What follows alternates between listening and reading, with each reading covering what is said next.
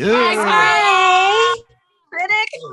Y'all were like, hey, it's the Curvy Critic. All right. I was admiring the pink fuzzy chair because I thought that chair looks soft and I want to sit in it. Who is this next to you? I'm seeing Sanaa Lathan. It's Sanaa Lathan from a film called Happily Ever After. I worked with your father for a really long time. He's a director, Stan. Yeah, Stan. Yeah. And he's incredible. Absolutely incredible. Cool. I love y'all are fun. Okay, let's get into it. Let's get into it. Now, David E. Kelley, y'all, he is known for having these monologue-ish types of dialogues. And here he is again. I mean, the last time I think he had that kind of monologue-ish thing happening is when he did The Practice. How do y'all feel about tackling this dialogue from him? I will start with Jazz first. Yeah, Becki, wait. I'm going to start with Jazz first. You know, Curvy Critic. I mean, David E. Kelley, it's like to be able to say those words, you know, like that where his writing is just, it speaks for itself from The Practice all the way down to Big Little Lies. You just like, as an actor, you feel honored to be able to have such great writing. And you want to do it justice. No pun intended.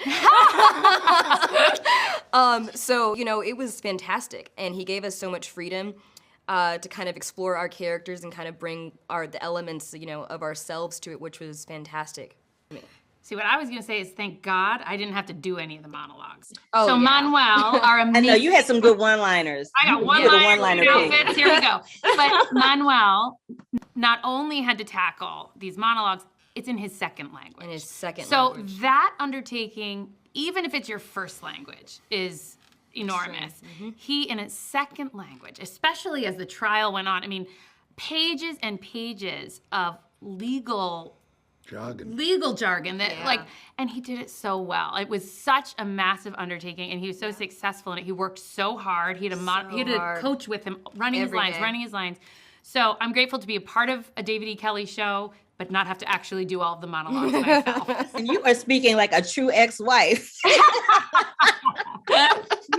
You are talking like Lorna. I kind of love you for that. Now, come on, Angus. You the Cisco kid. Forget about your name just being Cisco. You are the Cisco kid, dude. How much fun are you having playing that part? Because I'm digging it like 1,000%. Thank you. No, it's a joy. You don't want to ever be predictable in anything that you do on or off screen. And I certainly, you certainly go into these things thinking, oh, right, he rides a Harley Davidson, he must be this. But then you have him seated behind a computer monitor and it's like, what? Why is he doing that? And then he's working with the ex-wife of his boss. For me personally, it's like I don't have to do any of the legal mumbo jumbo, the monologues. I just get to act opposite Becki or perform and exist with her. We have a great friendship and admiration, I think, of one another. And then they put me on a motorbike to cruise around Thai Town or up the 405. As someone from Australia, it's a dream come true to be cast in a David E. Kelley series that obviously has such a wonderful history and legacy. But I'm just trying to serve and keep up with the rest of this amazing cast and the wonderful screenplays. Listen, only somebody from Australia or someplace else will be like, oh, I just love riding on the 405. Right? Only. You said that, I was like, what is happening right now? Yeah. Real quick. You guys are the perfect ensemble to Mickey. You pull him up and you make him accountable. Has anybody ever had to do that for you? Becki.